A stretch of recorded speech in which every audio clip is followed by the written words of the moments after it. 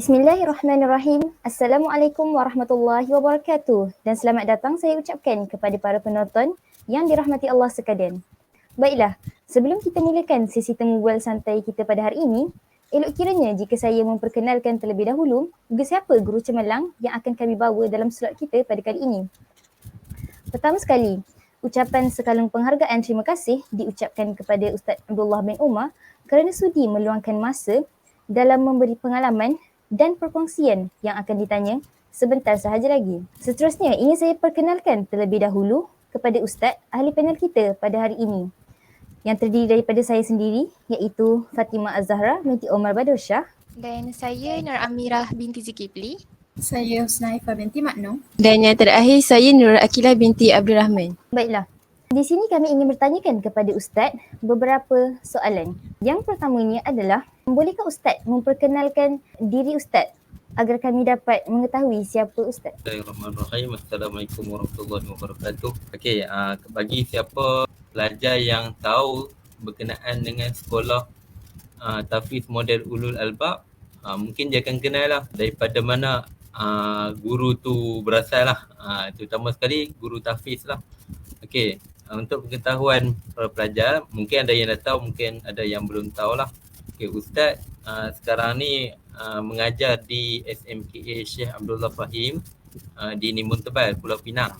Jadi kita menggunakan model Ulul Albab, yang tu yang dinamakan Tahfiz Model Ulul Albab atau nama singkatan dia TMUA, TMUA. Jadi Ustaz adalah berlatar belakangkan guru timur di KPM. Jadi Ustaz adalah guru tahfiz lah. Nak jadi guru tahfiz ni latar belakang dia mestilah mempunyai pendidikan tahfiz lah. Tak kisahlah tahfiz ni daripada mana pun, asalkan kami punya kelulusan adalah mendapat pengiktirafan daripada JAKIM. Jadi Ustaz memang tak bercadang mula-mula nak jadi guru dekat KPM. Tapi pengalaman Ustaz dalam bidang guru ni sejak daripada diploma lagi. Sejak daripada diploma, bila cuti SEM saja Ustaz akan buat part time lah kadang-kadang. Ustaz ajar dekat Kafar ke, dekat rumah Ustaz kan dekat dengan USM, ada Kafar kat itu. Lepas tu dekat degree Ustaz lebih mendalam lagi, Ustaz jadi tutor. Buat part time lah. Habis-habis kelas tu, malam-malam jadi tutor. Ikutlah nak mengajar Quran ke. Lepas habis tu, barulah Ustaz berpeluang mengajar di SMKA Syekh Abdullah Fahim pada tahun 2017. Itulah sedikit sebanyak latar belakang Ustaz. Baiklah, terima kasih Ustaz. Dan daripada yang kita dapat dengar tadi, memang Ustaz ni bukan calang-calang orang lah. Jadinya untuk teruskan sesi temu bual kita, saya serahkan kepada panel yang seterusnya. Okey, baiklah Ustaz. Dalam makluman kami, Ustaz telah pun menjadi seorang pendidik lebih daripada 3 tahun. Jadi saya berminatlah untuk tahu apa yang menyebabkan Ustaz ni hendak menjadi seorang guru. Okey, terima kasih kepada Husna yang menanyakan soalan. Bagi Ustaz, pengalaman tu ada tapi tak terlalu banyak. Tapi pengalaman ni memang mematangkan kita lah. Daripada kita mula-mula masuk sampai setiap tahun tu akan improve diri kita sebagai seorang guru. Jadi sebab apa Ustaz menjadi guru? Bagi Ustaz, menjadi guru ni adalah langkah kanan lah. Jadi sebab apa Ustaz nak jadi guru? Yang pertama, kita kena faham bila kita jadi guru ni pahala dia besar. Pahala dia sangat besar. Jika umat tidak mempelajari ilmu ni, kita akan ketinggalan. Jadi bangsa kita akan mundur, negara kita akan mundur. Jadi kita jadi satu masyarakat yang tidak bertamadun lah. Jadi guru ni adalah seorang yang mengangkat ketamadunan. Jadi Ustaz ni memang Ustaz sangat suka tengok masyarakat kita ni menjadi semakin bertamadun lah. Jadi yang ni antara sebab besar lah kenapa Ustaz nak jadi guru. Ustaz suka tengok anak murid Ustaz lebih berjaya daripada Ustaz. Kalau orang kerja kilang kan, dia menghasilkan barang. Tapi guru ni dia menghasilkan manusia yang boleh memberi manfaat kepada ramai manusia. Yang itulah Setakat ni lah yang Ustaz boleh jawab kenapa nak jadi guru. Jawapan Ustaz amatlah mengagumkan bagi saya. Okey, seterusnya Ustaz, izinkan saya bertanya, mungkinkah ada peristiwa yang menginspirasikan dalam kerjaya Ustaz ini? Antara peristiwa yang menginspirasikan Ustaz selama menjadi guru. Sekarang ni Ustaz dah berkhidmat selama 7 ke 8 tahun. Jadi antara benda yang menyebabkan menjadi inspirasi Ustaz adalah guru-guru yang lebih senior lah. Guru-guru yang lebih senior, terutama sekali guru-guru yang pernah mendidik Ustaz sendiri. Ada yang masih berkhidmat, ada yang dah pencen, ada juga yang sudah meninggal dunia lah. Jadi Ustaz sangat menginspirasikan mereka ini kerana mereka ni berjaya membentuk diri Ustaz dan kawan-kawan Ustaz yang lain menjadi manusia yang berjaya. Jadi orang yang berguna kepada masyarakat. Jadi Ustaz nampak peranan guru-guru ni sangat tinggi lah. Mereka punya sumbangan mereka terhadap masyarakat terlalu tinggi. Jadi kita perlu menghargai mereka. Dan Ustaz pun kalau Ustaz punya impian Ustaz lah, kalau boleh Ustaz nak Ustaz dapat menghasilkan seramai mungkin anak murid Ustaz seperti mana mereka, dan anak murid tersebut dapat berkembang bila daripada besar nanti daripada bekerja nanti dapat bagi manfaat pula kepada masyarakat.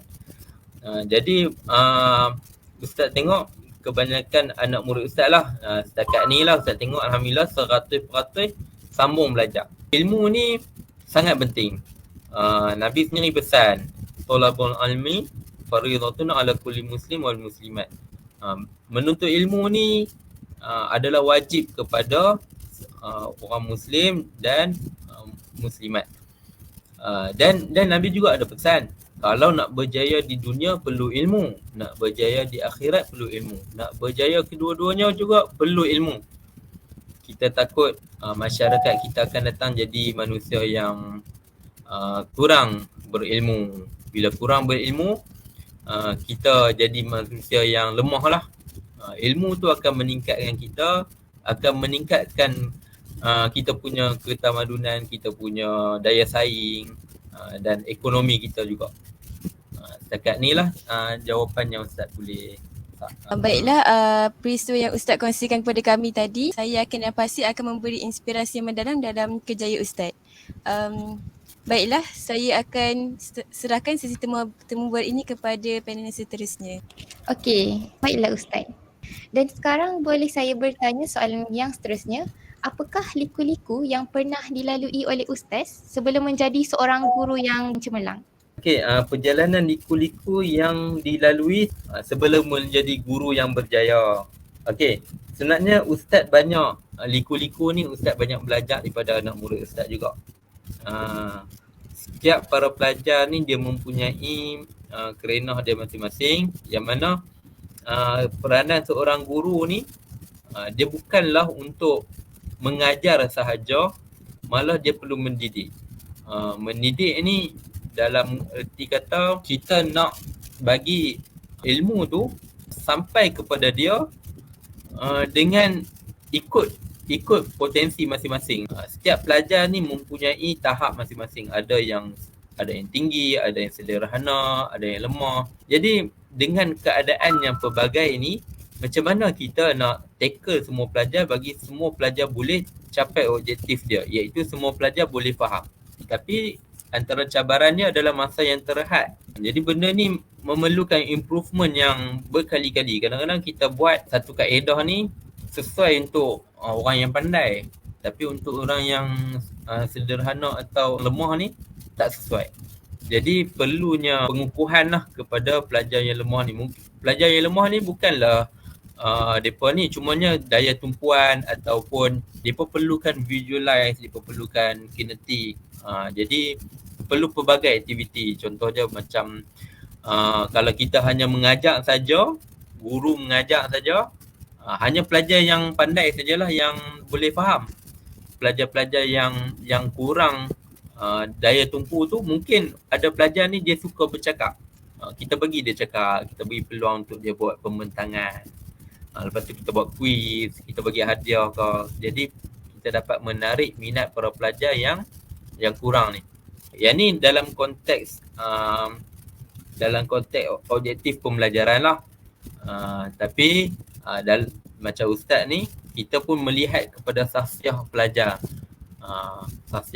Jadi kita nak pelajar tu menjadi manusia. Tidak ada langsung masalah sosial, seperti tak menghormati guru, tak menghormati ibu bapa, masalah buli. Yang tu pun ustaz tengok jugalah. Benda ni mengajar ustaz. Ustaz belajar daripada anak murid ustaz sendiri. Setakat ni dululah yang ustaz boleh jawab. Baik Ustaz, terima kasih atas jawapan yang Ustaz berikan sebentar tadi. Okay, baiklah, saya akan serahkan soalan yang seterusnya kepada Husna Haifa. Baiklah. Kemudian, boleh Ustaz ceritakan satu peristiwa tentang pengalaman Ustaz dalam mementingkan kebajikan para pelajar Ustaz? Okey, soalan daripada Husna. Sebenarnya benda ni adalah normal lah bagi seorang guru. Jadi antara pengalaman ustaz lah, bagaimana ustaz menjaga kebajikan pelajar. Ustaz pernah jadi warden lah pada tahun 2018. Jadi ada pelajar yang macam-macam lah, jadi warden ni macam-macam kita jumpa. Terutama sekali pelajar yang sakit lah. Ada yang 2-3 pagi sakit, mak bapak call, tolong bawa anak dia pergi hospital.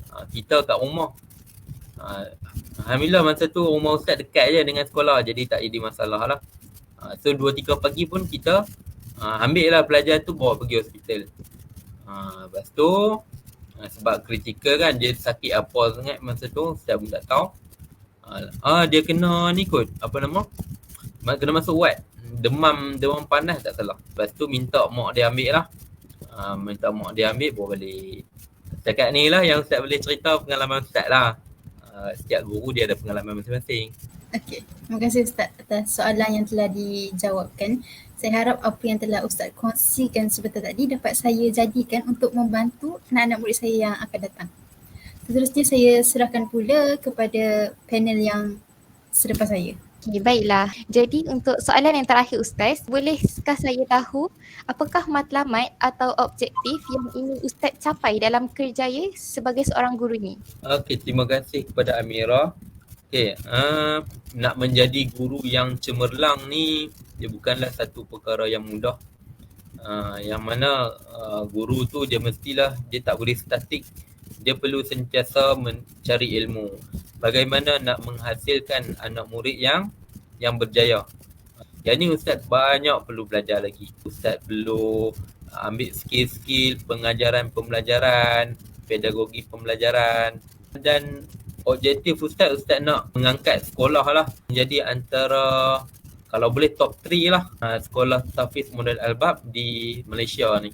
Ini antara objektif ustaz selagi mana ustaz masih berkhidmat di SMKA Syekh Abdullah Fahim. Setakat ni dulu-dululah jawapan ustaz. Okey, baiklah. Sebagai kesimpulannya, kita dapat mengetahui kat sini bahawa untuk menjadi guru yang cemerlang tu bukanlah mudah dan terlalu banyak liku-liku yang perlu dilalui sebelum menjadi guru yang cemerlang. Jadi sememangnya ini merupakan satu temu bual yang amat bermanfaat kepada kami.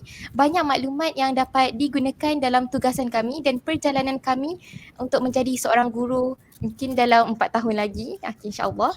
Jadi akhir sekali saya ingin mengucapkan ribuan terima kasih kepada Ustaz kerana sudi meluangkan masa untuk kami dalam sesi temu bual kali ini. Jadi itu sahaja daripada kami. Sekian, wabillahi taufiq wal hidayah. Assalamualaikum warahmatullahi wabarakatuh.